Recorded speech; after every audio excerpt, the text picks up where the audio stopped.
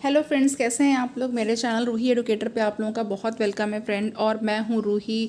और आज मैं आप लोगों के लिए जो क्वेश्चंस लेकर के आई हूं वो डाइजेस्टिव सिस्टम के क्वेश्चंस हैं, जिसमें हम लोग 23 तक कर चुके हैं और अब 24 से स्टार्ट कर रही हूं मैं। और बहुत सारे अच्छे अच्छे एमसीक्यूज़ हैं फ्रेंड, जो कि आपके एग्ज़ाम्स के लिए बहुत ही बेनिफिशियल हैं। और जो भी आप लोग साइंस एंड बायो के जितने भी एग्ज़ाम्स दे रहे हैं, जितने भी लोग टीचिंग के अपकमिंग टीचिंग के एग्ज़ाम्स के लिए जुड़े हुए हैं, वो सब लोग मेरे चैनल से जुड़ सकते हैं फ्रेंड। ओके। और फिज़िक्स एंड केमिस्ट्री के जो भी लेक्चर्स हैं, जो कि कंसेप्ट क्लियरिंग वाले थ्योरी लेक्चर्स हैं, वो भी मैंने अपलोड कर दिया है और कर रही हूँ। और उसके जितने भी एमसीक्यूज़ हैं, ऑब्जेक्टिव क्वेश्चंस हैं, वो भी अपलोड हो रहे हैं। और जो बायोलॉजी है, बायोलॉजी के लिए मैं एमसीक्यूज़ बहुत ही पहले से कर रही हूँ।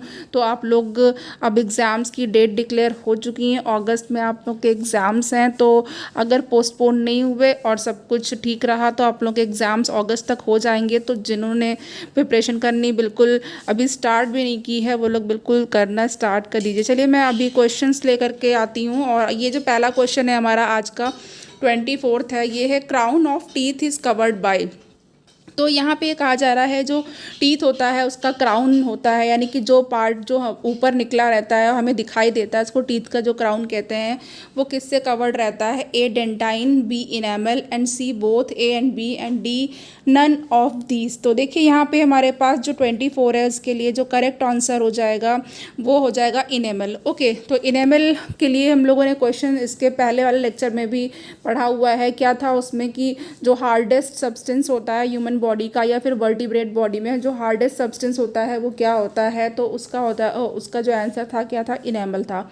ओके, नाउ नेक्स्ट हमारे पास जो क्वेश्चन है, चीफ सेल्स और zymogen cells secrete the enzymes of the gastric juice are found in the. जो चीफ सेल्स या जाइमोजन सेल्स होती हैं और ये गैस्ट्रिक जूस के एंजाइम्स को सिक्रीट करती हैं, ये कहाँ पाई जाती हैं। तो ए है हमारे पास isthmus of the gland, B neck of the tubular gland and C base of the tubular region and D है ऑल ऑफ द अबव। तो यहाँ पे हमारे पास जो करेक्ट आंसर हो जाएगा 25 का वो हो जाएगा सी, ये ट्यूबुलर रीजन के बेस पर होती हैं। ओके, नाउ नेक्स्ट हमारे पास जो क्वेश्चन है उसको देख लेते हैं। नेक्स्ट 26 क्वेश्चन है जिसमें wisdom teeth are. Wisdom teeth क्या है, तो विजडम टीथ जो हैं ये है A last molar, B last premolars and C incisors and D canines. तो देखिए ये जो विजडम टीथ होते हैं और जिसको अकल दाढ़ भी कहते हैं हिंदी में, और ये हमारे पास जो इसका करेक्ट ऑप्शन हो जाएगा ये हो जाएगा लास्ट मोलर। याद रखिएगा जो लास्ट मोलर्स जितने भी होते हैं वो क्या होते हैं, विजडम टीथ होते हैं। अब यहाँ पर देखिए जो नेक्स्ट क्वेश्चन है ये देख लेते हैं। और नेक्स्ट क्वेश्चन से पहले मैं गैस्ट्रिक जूस के बारे में थोड़ी सी बात कर लेती हूँ, क्योंकि यहाँ पर अभी एक क्वेश्चन था chief cells and zymogen cells का। तो देखिए फ्रेंड, ये जो गैस्ट्रिक जूस होता है वो क्या होता है, जो गैस्ट्रिक ग्लैंड्स होती हैं स्टमक की, वो लाइट कलर का थिन गैस्ट्रिक जूस प्रोड्यूस करती हैं। और ये जो जूस होता है इसमें होता है वाटर, यानी कि H2O और HCl हाइड्रोक्लोरिक एसिड होती है। और ये जो एसिड होता है इसका परसेंटेज लगभग 0.3% HCl होता है। और इनएक्टिवेटेड एंजाइम्स होते हैं जो कि प्रोरेनिन एंड पेप्सिनोजन कहलाते हैं। तो ये जो इनएक्टिवेटेड एंजाइम्स हैं ये क्या हैं, ये हैं प्रोरेनिन है एंड पेप्सिनोजन है। ओके, तो ये हमारे पास आपको एंजाइम भी पता चल गया कि प्रोरेनिन एंड पेप्सिनोजन एंजाइम भी है यहाँ पे। तो अब यहाँ पे देखिए जो HCl होता है वो क्या करता है, बहुत ही हाईली एसिडिक या फिर बहुत ही अधिक अम्लीय मीडियम बनाता है। और जो pH होती है इस HCl की वो लगभग कितनी मेंटेन रहती है, ये 1 से 2 pH की जो है मेंटेन होती है। ओके, तो स्टमक में इतनी pH होती है, जो गैस्ट्रिक जूस होता है इसकी pH 1 से 2 तक वेरी करती है। और ये जो पेप्सिन होता है ये क्या करता है, ये प्रोटीन्स पर एक्ट करता है और उनको पेप्टोन्स और प्रोटियोजेज में कन्वर्ट कर देता है। ओके, तो ये जो होता है प्रोटीन्स को किस में कन्वर्ट करता है, प्रोटीन के डाइजेशन के लिए इंपॉर्टेंट है, तो प्रोटीन को कन्वर्ट करेगा किस में, पेप्टोन्स में। ओके, और जो दूसरा है हमारे पास प्रोटीएज, इसमें कन्वर्ट कर देता है इसको। ओके, प्रोटीएज और यहाँ पे पेप्टोन्स पूरा लिख देती हूँ मैं। तो ये देखिए, अब इसके बाद जो इनवर्टिब्रेट्स होते हैं, इनवर्टिब्रेट्स के बारे में अगर मैं बात करूँ, जो कि वर्टिब्रेट्स नहीं हैं उनमें पेप्सिन पाई ही नहीं जाती है। ओके, और अब होता क्या है, ये जो प्रोरेनिन और पेप्सिनोजन होते हैं ये दोनों ही एक्टिव फॉर्म्स, जब HCl प्रेजेंट होता है तो ये अपने एक्टिव फॉर्म में आ जाते हैं। नाउ पेप्सिन और रेनिन जो हैं वो क्या करते हैं, उनका जो फंक्शन है वो सेम ही होता है और इन दोनों का फंक्शन, पेप्सिन एंड रेनिन का लगभग एक जैसा फंक्शन हो जाता है। और ये जो HCl है ये बैक्टीरिया को किल करता है और हार्मफुल ऑर्गेनिज्म को भी किल करता है। ओके, और जो रेनिन है वो क्या करता है, ये जो मिल्क की प्रोटीन होती है जिसको हम लोग कहते हैं केसीन। ओके, ये मिल्क में जो प्रोटीन होती है इस प्रोटीन का नाम होता है केसीन। तो मिल्क प्रोटीन पे ये रेनिन एक्ट करता है। यहाँ पे मैं रेनिन की स्पेलिंग भी लिख दे रही हूँ, आप लोग कंफ्यूज मत होइएगा, क्योंकि एक NIN वाला रेनिन होता है और एक RENIN रेनिन होता है। तो यहाँ पे हम लोग रेनिन की बात कर रहे हैं और ये जो है ये मिल्क की प्रोटीन कैसीन को कन्वर्ट कर देता है पैरा कैसीन में। ओके, तो ये किस में कन्वर्ट कर देता है, कैसीन को पैरा कैसीन में कन्वर्ट कर देगा। तो यहाँ से आप लोग देख सकते हैं ये पैरा कैसीन में कन्वर्ट हो गया।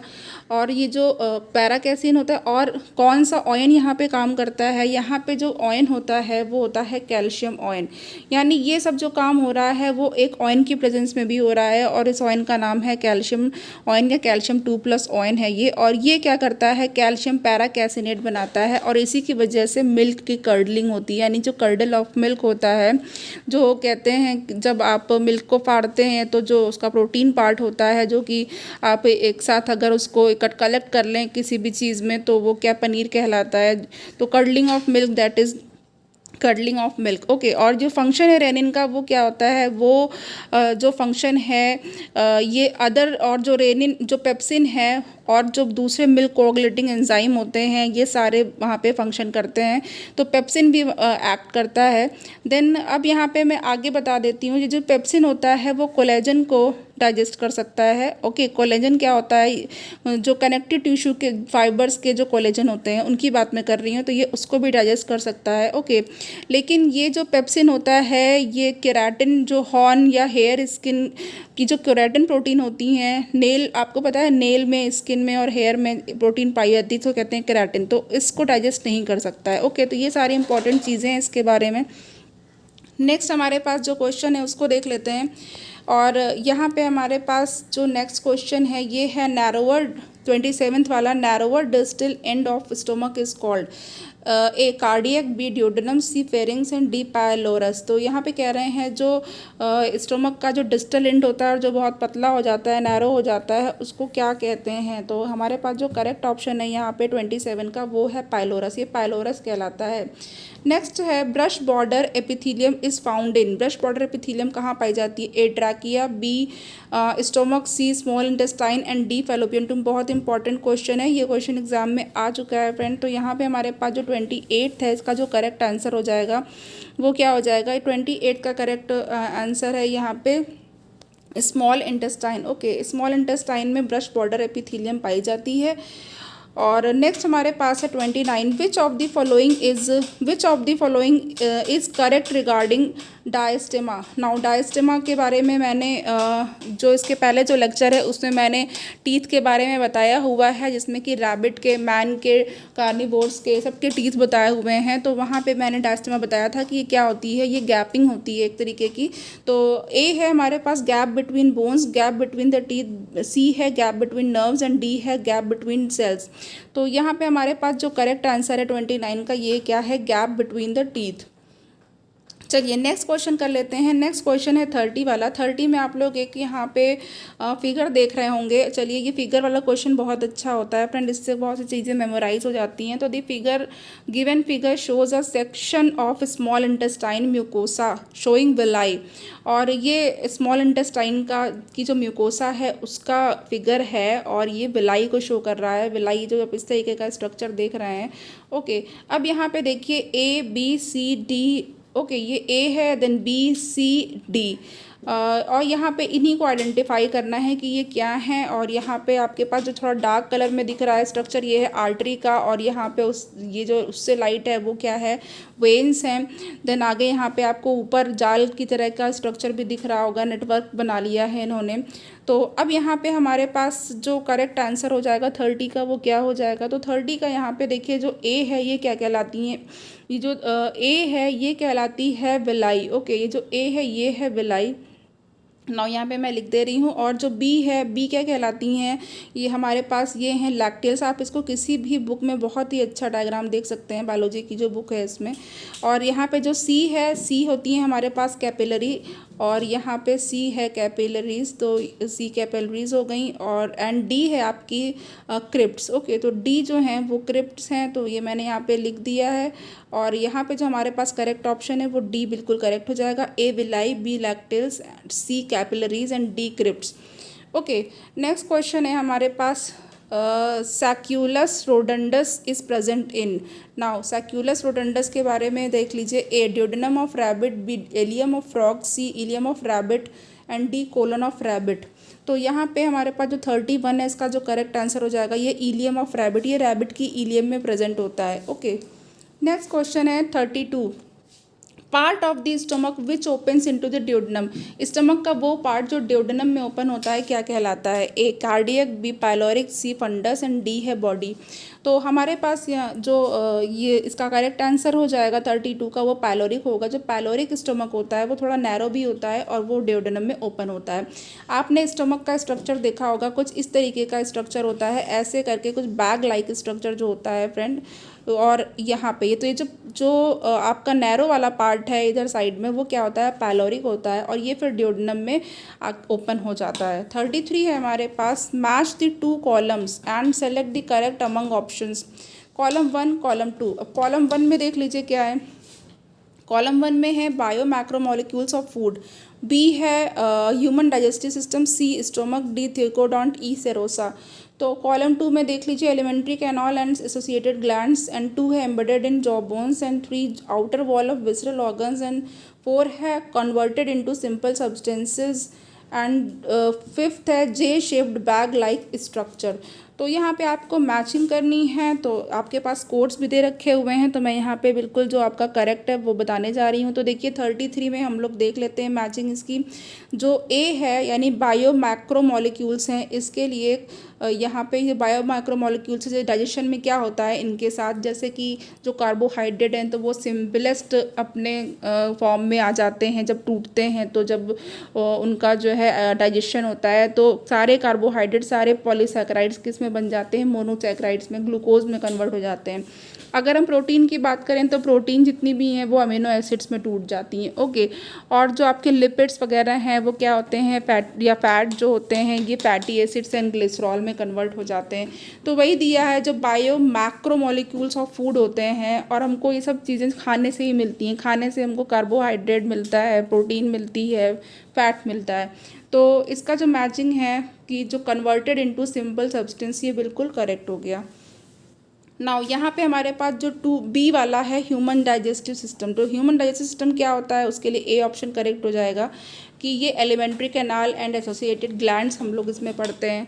नाउ सी में है हमारे पास जे स्टोमक जो है वो जे शेप्ड बैग लाइक स्ट्रक्चर होता है। स्टमक का अगर आप लोग स्ट्रक्चर देखें तो स्टमक किस तरीके का होता है, बैग लाइक स्ट्रक्चर होता है। ओके, एंड देन यहाँ पे जो डी है वो थीकोडोंट, थीको मतलब कि एम्बेडेड इन जॉ बोन्स। हमारे जो ह्यूमन के जो डेंटिशन है ये क्या होता है, ये हमारे जो दांत होते हैं वो एक सॉकेट में होते हैं, तो इसलिए ये थीकोडोंट्स कहलाता है। ओके, तो एम्बेडेड इन जॉ बोन्स जो में हमारे दांत जो होते हैं जॉज में होते हैं। नाउ सेरोसा जो है वो क्या है, serosa is outer wall of visceral organ. ये विसरल ऑर्गन की बाहरी वॉल या आउटर वॉल है। तो यहाँ पे हमारे पास जो करेक्ट ऑप्शन है ये बी बिल्कुल करेक्ट हो जाएगा। ओके, तो बी ऑप्शन यहाँ पे हमारे पास करेक्ट हो गया है। तो चलिए यहाँ पे हमारे पास ये 33 कंप्लीट हो गया, एंड 34 देख लेते हैं। 34 में क्या है, now match the 2 columns and select the right one among option given. ना कॉलम 1, कॉलम 2। तो ए है हमारे पास duodenum, B epiglottis, C glottis and D caecum, and 1 is a cartilaginous flaps, 2 small blind sacs, and 3 U shaped structure emerging from the stomach, and 4 है हमारे पास opening of windpipe।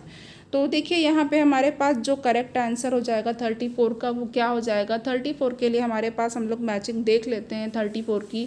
तो देखिए जो duodenum है ये क्या होती है, यू शेप्ड स्ट्रक्चर होता है इसका, और ये स्टोमक से इमर्ज होती है, स्टोमक से निकलती है, ये यू शेप्ड स्ट्रक्चर होता है।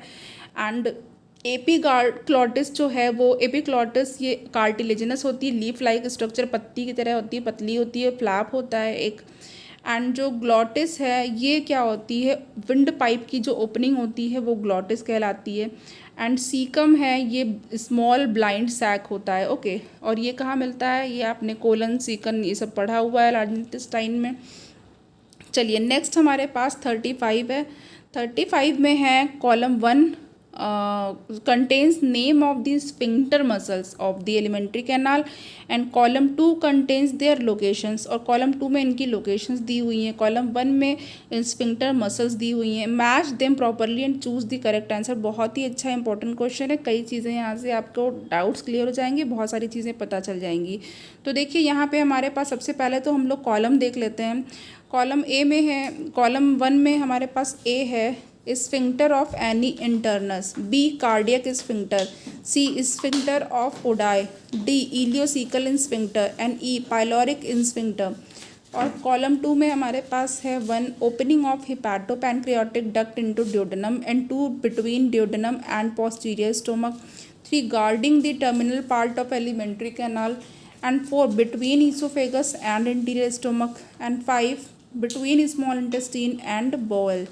तो यहाँ पे हमारे पास जो करेक्ट आंसर हो जाएगा वो 35 का वो बनाना है हमें। तो देख लेते हैं 35 के लिए क्या मैचिंग सही हो जाएगी। तो देखिए फ्रेंड 35 के लिए जो ए वाला है in sphincter of ani internus वो क्या होगा, वो आपका थर्ड हो जाएगा। इट मीन्स कि guarding the terminal part of elementary canal, ये एलिमेंट्री कैनाल के टर्मिनल पार्ट को गार्ड करता है।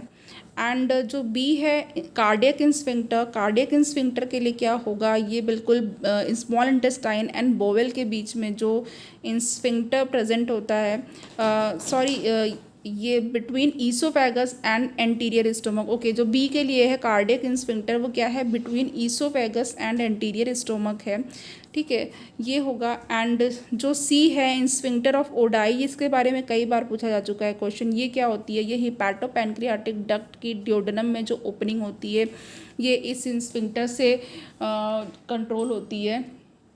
ओके, एंड जो डी है हमारे पास इलियोसिकल स्फिंक्टर, इलियोसिकल स्फिंक्टर में between small intestine and bowel, small intestine and bowel के बीच जो होती है वो क्या होती है, इलियोसिकल स्फिंक्टर होती है। एंड ई है हमारे पास पाइलोरिक स्फिंक्टर, और ये क्या है, between duodenum and posterior stomach. Posterior stomach यानी कि जो पश्च वाला जो भाग होता है पिछला वाला, वो वाला स्टोमक और ड्यूडेनम के बीच की जो ओपनिंग गार्ड होती है वो क्या होती है, पाइलोरिक स्फिंक्टर से होती है।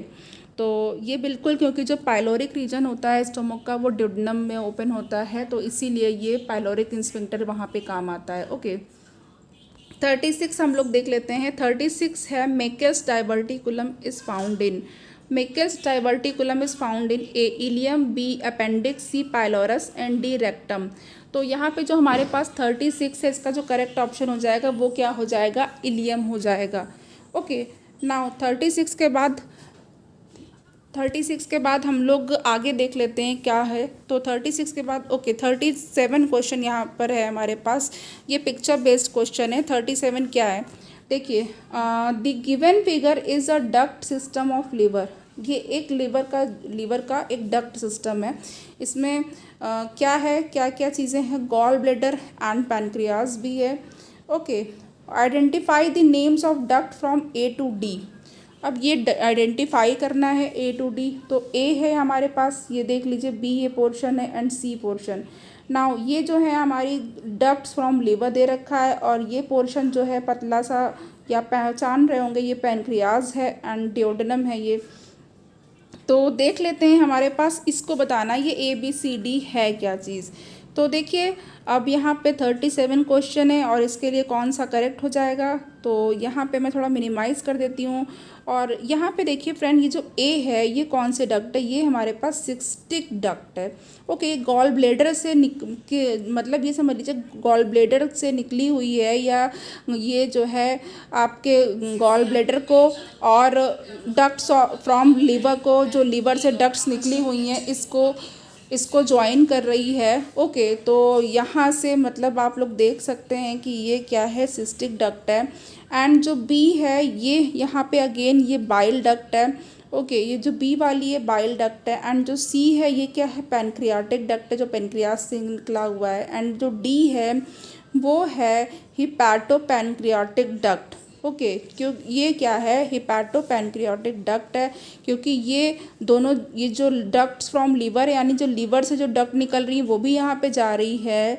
तो ये हिपैटिक डक्ट्स हो गई। लीवर के लिए जो डक्ट बोली जाती है वो हिपैटो उनको टर्म दिया जाता है। एंड पैनक्रियास से जो ज्वाइन कर रही हैं वो भी। तो यहाँ पे क्या हो गई है, हिपैटिक पैनक्रियाटिक डक्ट हो गई। तो डी ऑप्शन हमारे पास बिल्कुल करेक्ट है। 38 देख लेते हैं। Jaundice is caused by, jaundice या पीलिया कैसे होता है, A contaminated water, B pork, C excessive sugar and D है एक्सेसिव ईटिंग ऑफ करक्यूमा। तो यहाँ पे हमारे पास जो 38 के लिए करेक्ट ऑप्शन है ये क्या होगा, आप सभी जानते हैं कंटामिनेटेड वाटर यानी कि दूषित पानी से ये डिजीज़ हो जाती है।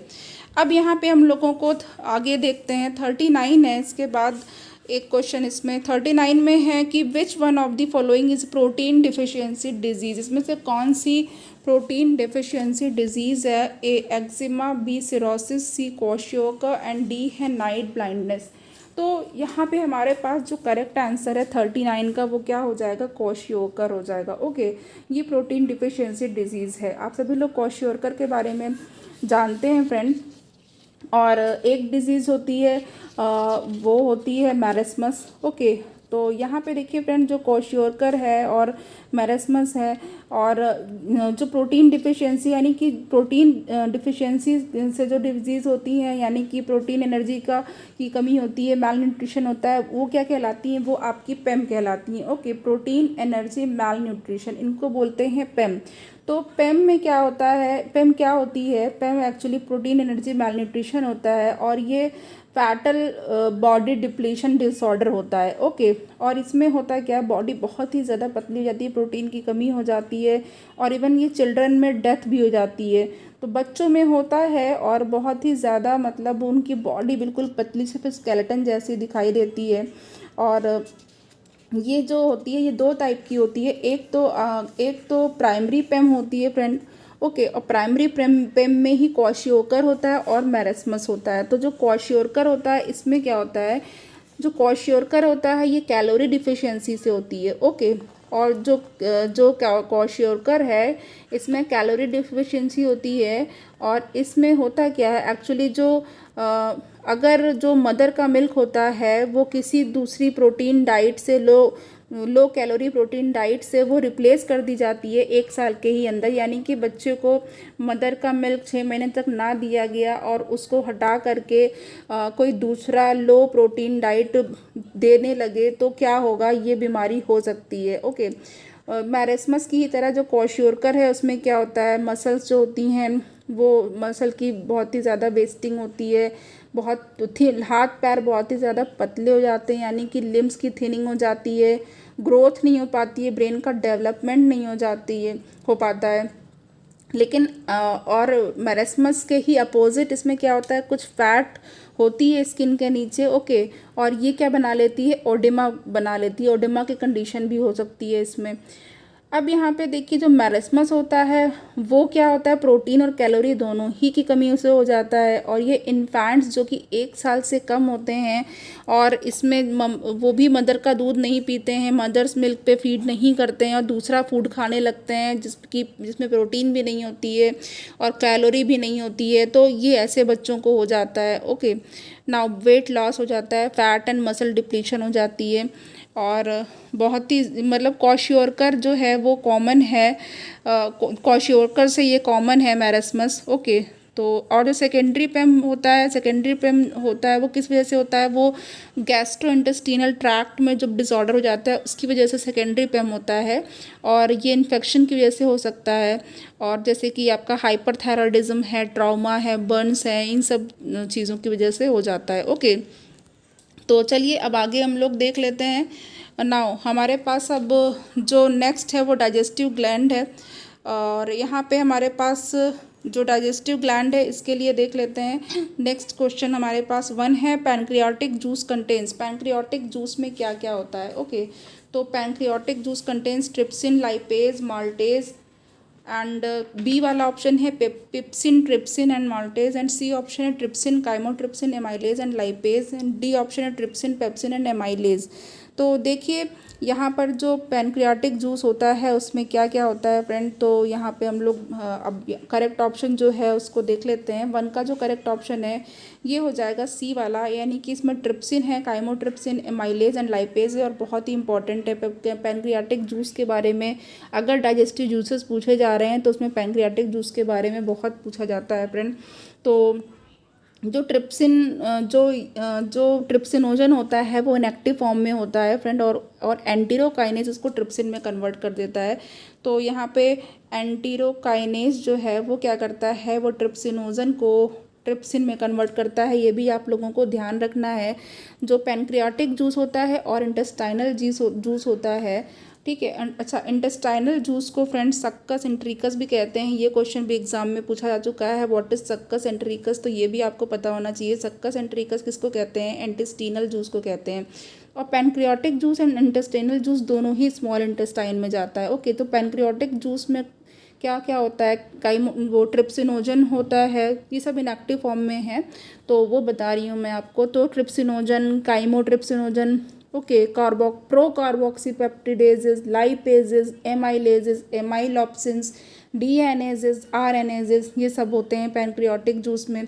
और ये जो होते हैं, ये सारे क्या होते हैं?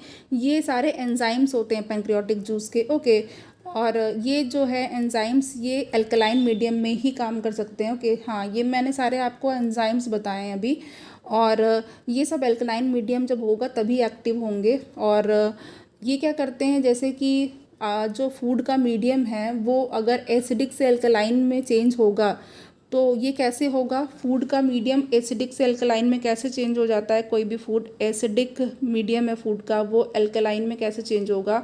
बिल्कुल, ये अल्कलाइन में चेंज होगा बाइल जूस के द्वारा। यानी बाइल जूस जो है वो इसको एसिडिक से एल्कलाइन में कन्वर्ट कर देगा। तो जो बाइल जूस है वो क्या करता है फूड पर, वो फूड पर एक्ट करता है, इसका एक्शन होता है। ओके, तो पैनक्रियाटिक जूस के एक्शन के पहले बाइल जूस का एक्शन फूड पर होता है। ये सारी चीज़ें आप लोग ध्यान रखिएगा, इम्पॉर्टेंट है। नाउ अब यहाँ पे मैं आपको बता दे रही हूँ, ये जो आपका ट्रिप्सिनोजन है वो मैंने अभी भी जस्ट बताया कि एंटेरोकाइनेज इसको ट्रिप्सिन, एक्टिव ट्रिप्सिन में बदल देता है। नाउ आपके जो पेप्टोन्स एंड प्रोटियोजेस होते हैं, पेप्टोन्स प्लस प्रोटियोजेस जो होते हैं, प्रोटियोजेस ये क्या होते हैं? ये ट्रिप्सिन की प्रेजेंस में, ओके, ये ट्रिप्सिन की प्रेजेंस में किस में कन्वर्ट हो जाते हैं? पेप्टाइड्स में कन्वर्ट हो जाते हैं।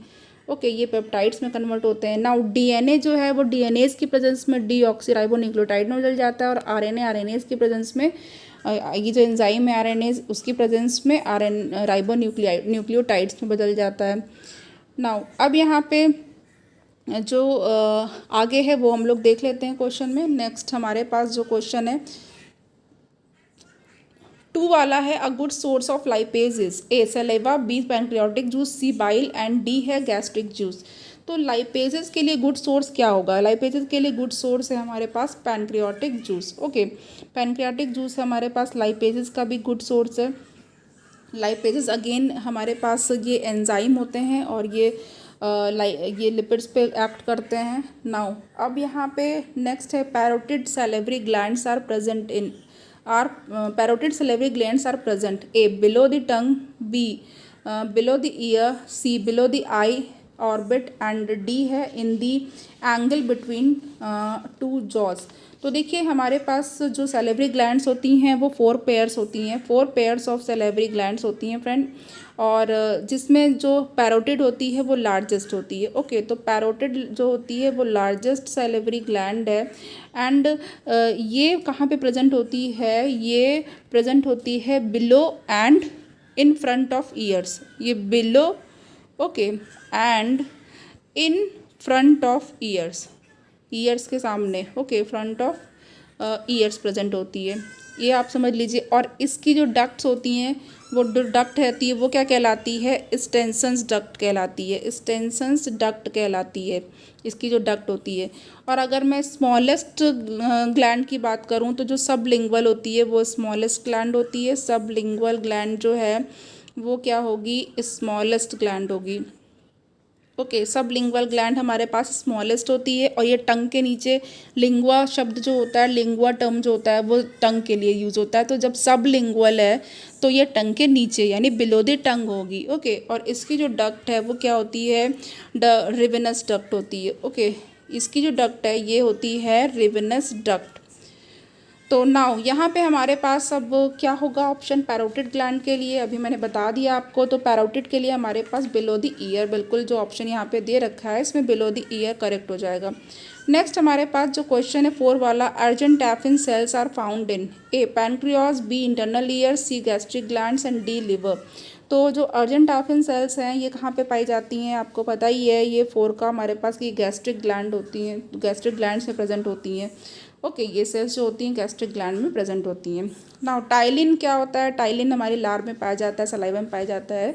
और ये इसको सलाइवरी माइलेज भी कहते हैं। Strongly acidic, slightly acidic, slightly neutral and strongly alkaline. तो ये भी आप जानते हैं कि ये जो टाइलिन होती है ये क्या होती है, स्लाइटली एसिडिक होती है। उसकी जो पीएच होती है अराउंड 6.5 होती है। इस पीएच पे ये स्टार्च को माल्टोज में कन्वर्ट कर देता है।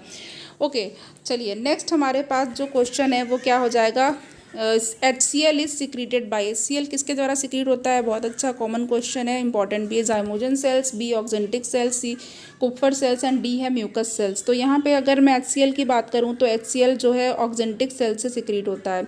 नाउ गॉबलेट सेल्स क्या होती हैं, goblet cells are A unicellular mucosal gland, B multicellular mucosa gland of the stomach, C tubule alveolar gland and D है ऑल ऑफ द अबव। तो यहाँ पे हमारे पास जो 7 का करेक्ट आंसर हो जाएगा ये क्या होगा, goblet cells unicellular mucus gland होती हैं। ओके, तो ये याद रखिएगा, जो गॉबलेट सेल्स होती हैं वो यूनिसेलुलर होती हैं और म्यूकस ग्लैंड होती हैं।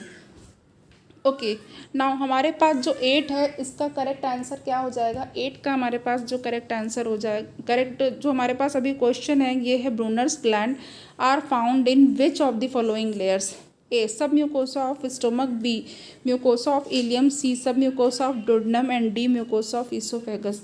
तो देखिए हमारे पास यहाँ पे जो ब्रूनर्स ग्लैंड के बारे में पूछा हुआ है, तो ब्रूनर्स ग्लैंड हमारे पास जो 8 है इसका जो करेक्ट आंसर हो जाएगा वो सी हो जाएगा कि ये ड्यूडेनम की सब म्यूकोसा में प्रेजेंट होती है। ओके, ड्यूडेनम की सब म्यूकोसा में प्रेजेंट रहती है। नाउ 9 पेप्सिनोजन है, पेप्सिनोजन किससे सिक्रीट होता है, A chief cells, B parietal cells, C gastric glands and D intestinal cells. तो यहाँ पे जो 9 का करेक्ट आंसर हो जाएगा वो चीफ सेल, जो चीफ सेल्स होती हैं हमारे स्टमक में वो क्या सिक्रीट करती हैं, पेप्सिनोजन का सिक्रीशन करती हैं।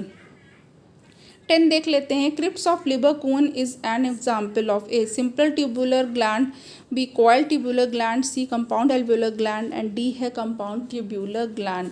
तो हमारे पास यहाँ पे जो 10 है इसका जो करेक्ट आंसर हो जाएगा वो हमारे पास है सिंपल ट्यूबुलर ग्लैंड। ओके, ये सब क्वेश्चन आप लोग नोट बनाते रहिएगा नोट्स के फॉर्म में।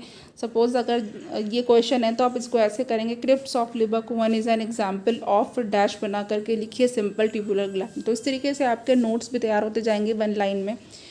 नाउ नेक्स्ट हमारे पास है 11, in the pancreas pancreatic juice and hormones are secreted by, A same cells, B different cells, C same at different times and D है नन ऑफ दिस। तो यहाँ पे देखिए जो 11 है इसका करेक्ट ऑप्शन क्या हो जाएगा, 11 के लिए हमारे पास डिफरेंट सेल्स हो जाएगा। ओके, जो पैनक्रियाज में पैनक्रियाटिक जूस और हॉर्मोन्स वो डिफरेंट सेल्स से सिक्रीट होते हैं। नाउ आपको पता है पैनक्रियाज के जो हार्मोन्स होते हैं वो कौन कौन से होते हैं, देखिए इंसुलिन है, ग्लूकागॉन है। ओके, ये सब पैनक्रियाज के हार्मोन है। नेक्स्ट हमारे पास 12th क्वेश्चन है। 12th क्वेश्चन में है the pH of amylase present in saliva is A 6, B 6.8, C है 7.2 एंड डी है 8। तो हमारे पास जो 12 है इसका जो करेक्ट आंसर है वो बी है फ्रेंड। जो सलाइवा की जो पीएच होती है 6.8 होती है, अभी मैंने थोड़ी देर पहले बताया था जो 6.5 बताया था अराउंड। ओके, तो यहाँ पे 6.8 बिल्कुल करेक्ट है। नाउ 13 हमारे पास है succus entericus is the name given to. देखिए इंपॉर्टेंट, मैंने कहा था इस पर क्वेश्चन आ चुका है पहले भी। और ए है हमारे पास junction between the ileum and large intestine, B intestinal juice, C swelling in the gut and D appendix. तो बी क्या होगा, इंटेस्टिनल जूस करेक्ट हो जाएगा। Glisson's capsule is found in, तो ये हमें A pancreas, B liver, C gall bladder and D intestine. तो देखिए ग्लीसन्स कैप्सूल लीवर में पाया जाता है, ये आप लोगों को भी पता होगा। तो यहाँ पे हमारे पास जो 14 है उसका बी बिल्कुल करेक्ट हो गया। नाउ 15 देख लेते हैं। The number of salivary gland in man is A 2 pairs, B 3 pairs, C 4 pairs and D है 5 पेयर्स। तो यहाँ पे हमारे पास जो 15 है उसका करेक्ट आंसर 3 पेयर्स हो जाएगा फ्रेंड। अगर और जो मैंने आपको 4 पेयर ग्लैंड बताया था कि 4 पेयर सेलेवरी ग्लैंड होती है, जिसमें से जो एक सेलेवरी ग्लैंड होती है और उसका नाम होता है इंफ्रा ऑर्बिटल, वो मैन में नहीं पाई जाती। ओके, वो ह्यूमन में एब्सेंट होती है, इसीलिए यहाँ पे कहा गया है कि ये 3 पेयर होती हैं। तो ये इंफ्रा ऑर्बिटल जो होती है वो ह्यूमन में नहीं पाई जाती है, इंफ्रा ऑर्बिटल रैबिट में पाई जाती है ऑर्बिटल। ओके, और इसीलिए 3 पेयर कहा गया है। अदरवाइज अगर इंफ्रा ऑर्बिटल को भी लेंगे तो 4 पेयर सेलेवरी ग्लैंड होती हैं।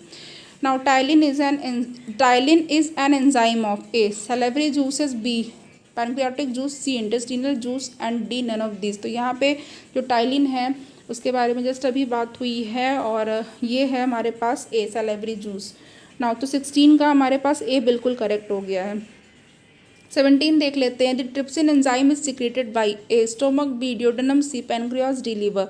तो जो ट्रिप्सिन है वो किससे सिक्रेट होता है, तो यहाँ पे हमारे पास 17 के लिए करेक्ट आंसर हो जाएगा pancreas. Okay, now bilirubin and biliverdin are found in, very important है। और ये जो है आपका A blood, B bile and C pancreatic juice and D saliva. तो जो बाइलीरुबिन एंड बाइलीवर्डिन है वो बाइल में पाए जाते हैं। ओके, यहाँ पे फ्रेंड देखिए ये जो बाइल होता है इसके बारे में मैं आपको बता दूँ, और ये मैंने लास्ट लेक्चर में भी बताया हुआ है। और ये देखिए जो बाइल होता है इसका सिक्रीशन, इसके बारे में देखिए, ये गॉल ब्लैडर होता है। गॉल ब्लैडर में क्या होता है फ्रेंड्स, इलेक्ट्रोलाइट्स होते हैं और जो वाटर होते हैं, और ये यहाँ पे रीअब्जॉर्प्शन होता है इनका, और कम से कम 10 to 15 टाइम से कंसनट्रेट हो जाते हैं ना। बाइल जो होता है इसमें पिगमेंट्स होते हैं। जो बाइलीरुबिन एंड बाइलीवर्डिन है ये क्या है, ये पिगमेंट्स है, यानी कि ये कलर देते हैं।